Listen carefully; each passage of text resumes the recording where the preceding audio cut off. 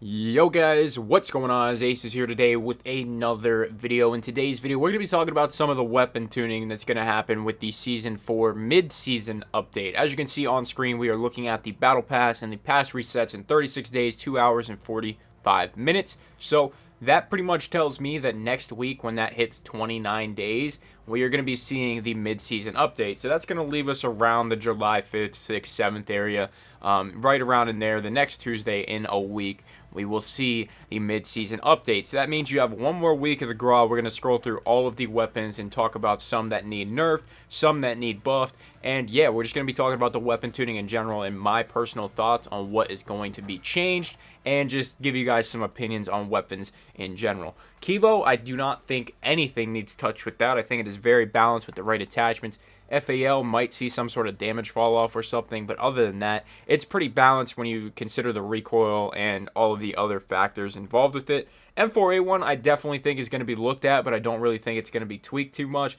If anything would happen to the M4, the only thing I can think of is possibly a very, very slight recoil percentage increase, and I'm only talking 2 to 3%. I really don't think anything about the M4 right now needs touched. It's probably going to be the new main AR, considering the last two that we're going to be talking about in the AR section are definitely the big problem right now. The FAMAS needs a significant buff. We need some sort of damage increase, and it just has to be very slight, considering that there's 3 rounds coming out in one burst. There needs to be the ability to one burst, or the fire rate needs to increase. Something needs to change here. Recoil is not an issue at all. Reload speed, I don't even care about. Mobility is fine. Literally everything is fine except for the damage and fire rate. One of these needs tuned a little bit, whether you significantly turn up the fire rate and bump the damage down so you get that second burst off fairly quick, or you need to increase the damage and, make it so it can one burst, and then you could turn down that fire rate just a touch. But I'm talking like it's really bad already in my personal opinion, so that's my thoughts on that. The faster fire rate would be better considering Warzone players, so it depends on how they want to look at it, but the FAMAS definitely needs some love, 100%. The Odin is just a tank in itself. I don't think they really need to touch this gun. It has its own drawbacks when using it, so I don't think they need to touch it. The M13 is fine. I don't think they need to touch it. The Scar, maybe they will increase the recoil a touch. I feel like I've been seeing more and more Scar users recently, and it's been melting. I've been getting 2-shotted at some ranges, so the Scar might be looked at, but I kind of doubt it. AK-47 I think is fine. I think they have this gun perfect. With the right attachments, it can absolutely shred, and you can use even the faster fire rate rounds with the right class setup, and it will still be an absolute insane little monster. Video up in the top right if you want to see the SMG variant of the AK-47. But we have the Ram 7. I don't know, man. This one's kind of tough. I think it has its times and it doesn't. I think maybe the recoil needs to be turned down just a touch. I think it is without any attachments when you pick it up as a common weapon in Warzone. Has way too much recoil in my personal opinion. So maybe a 5% reduction or something would be nice, but other than that, I can't really see anything wrong with the Ram. Moving on to the GRAW. Very controversial weapon. It is going to get absolutely steamrolled by this weapon tuning update. This one's going to be hit the hardest, 100%. I think we're going to see extra recoil. We're going to be cutting the damage fall off. There's going to be range decreases on the Archangel and Monolithic Suppressor. We're going to see more recoil if I didn't say that already. I wouldn't even be surprised if they decided to up the reload time on the 60-round magazine. I think a lot of things are going to change here. The 60-round magazine might even have an additional weight added to it to affect your mobility. There's going to be a lot of things happening with the GRAW. Now, don't get me wrong. It's still going to be very, very good. And, it might even still be the meta depending on how they tune it. But this gun should be pretty much rendered completely useless after this update, and we should see the M4 kind of reclaim its spot as king assault rifle.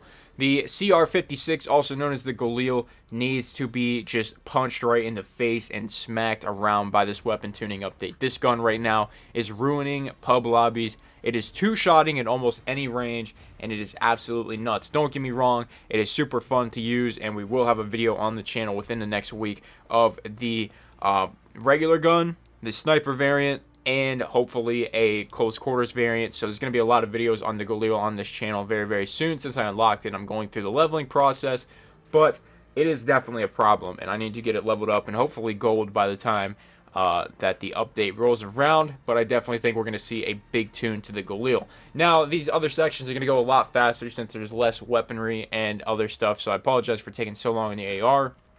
The AUG, I do not think needs touched. The P90 might see a slight recoil increase or a, little touch to its damage fall off. Other than that, I don't see anything happening to it. MP5, I think we're going to see some extra recoil. And I really do think that they're going to just put more recoil on the weapon in general. And then maybe if they would really significantly increase the recoil like they have for the 10 mil rounds, they could take the recoil off of the 10 mil rounds so the recoil is just standard across the weapon. We'll see what they do with that, but a lot of people are running the 9mm anyway with the 45 round extended magazine, so I'm not really sure what they're going to do to the MP5, but I do have a very, very hard, it's kind of hard to say, man. It's like they might touch the MP5, but at the same time, they left it alone this long. Like, I don't know. I just got a weird feeling about it. I just don't know about the MP5. It's such a weird weapon and how they've left it so overpowered this long. We'll see. The Uzi, I'm really hoping they don't touch it because the Uzi is starting to make a comeback. I just made a video on the Uzi, which I can also link in the top right corner. With the 41 AE rounds, it is absolutely nuts. So if they could show some love to the base ammunition, which I assume is just a 9mm, maybe. But I would assume if they would do anything, it would be add recoil to the 41 AE rounds. Other than that, I wouldn't even touch the Uzi. I think the Uzi is in a great spot right now. It feels perfectly overpowered, but still within its limits, if that makes sense. So I feel like an MP5 could still 100% beam the Uzi any time of the day. But if you have the 41 AE rounds, you can beat a couple assault rifle players occasionally, and every once in a while, hit an extra 2 headshots on an MP5 player and gun him as well. I think the Uzi's in a really good spot, like I said. The Bison's going to see something. I already know it. I can feel it. The Bison is going to see a little something. It's going to probably be, in my opinion, a small damage reduction at very close ranges because the Bison close range absolutely melts. I'm talking 3 shots. I also got a video on this if you'd like to see it, so I guess I'll put that one in the top right corner. This is a great way for me to promote my videos, man. I should do this more often. MP7, I don't think it's going to see anything, man. The MP7 is in a perfect spot. They 100%, in my opinion, shadow nerfed this at some time way back when everybody found out it was insane. But maybe people are just using other weapons. However, in my opinion, the MP7 isn't as great as it used to be. The Striker 45, I think this gun needs some love. I think we need to see a slight fire rate increase, and that's pretty much it. I wouldn't say anything more than that. Don't touch any fire rate issues with the 45 ACP. Literally just tune the fire rate a little bit so it's actually, viable to use. The Fennec, let's be honest, man. This Vector's going to get some sort of big nerf. They might not do it because it's such a new gun, but mid-season update, I wouldn't be surprised if the Vector got hit really hard as well. Fire rate, definitely, I would tune it down like 5% or something. Like, it is really insane. And then, honestly, what I would do with the Vector, in my personal opinion, is I would tune down the fire rate significantly, tune up the damage significantly, make it more like the Call of Duty Ghost Vector, and not an absolute bullet sponge or, a bullet. Can't think of the word, but something that's gonna spray out, 25 rounds within a second, or when you're shooting somebody, you're not getting 1,000 hit markers. I know it beams, I know it's insane, but at the same time, getting so many hit markers at a certain range is just absolutely infuriating. I found a good Vector class that works well for me. What I would do is put the Vector on as a secondary with overkill, and then I would run that for super close quarters and like hardpoint, and then when I'm at a longer range, you pull out an AR and you're beaming somebody with that. That's what I've been using the Vector as. I'm not using it as a primary anymore. I just can't do it with the state that the weapon's in. Shotguns, model is probably fine, a double pump is probably fine, 725 is just not usable, it feels like, and the Origin 12 I think is okay. The VLK Rogue might see something, might see a little damage reduction or something with the Dragon's Breath rounds. Specifically towards Warzone, I feel like those rounds, being able to one-shot is just not what they want in mind. You want to be able to two-shot somebody with a shotgun, in my opinion, in Warzone, to give them a chance, but that's just my opinion. We'll see what happens. LMGs, PKM, I think could see something, but I doubt it. SA-87 might need some love with a buff. The M91 might need some love with a buff. MG34 might need some love with a buff. I think they just need to do a mobility increase on all of the LMGs just by 3, 4, 5%. Nothing crazy, but we do need to see something there. Holger 26, we could possibly see a nerf on this. I don't know where, but it just got recently buffed, so that's why I'm saying they might need to tune it back just a touch. Now, I haven't seen anybody really running the Holger, and I don't know if I remade the video that I said I was going to make on the Holger G36 variant, so maybe I'll take a look into that because I don't think we remade that video after it got buffed. The Brunnen MK9, I'm really hoping they don't touch this, and I know Nick Merckx just made a video on this weapon. It actually beams, and it could be the new meta in Warzone. It has that potential, but at the same time, it's kind of inconsistent, and even when you put full recoil control on the weapon, in my opinion, it is very hard to control. So, or I don't want to say it's very hard to control. It is not Graw-like, and that's the standard that I held it up to when it came to beaming somebody. So we'll see what happens. This is definitely a candidate for an insane weapon, but we'll see what happens with it weapon tuning-wise. I'm hoping it's not touched.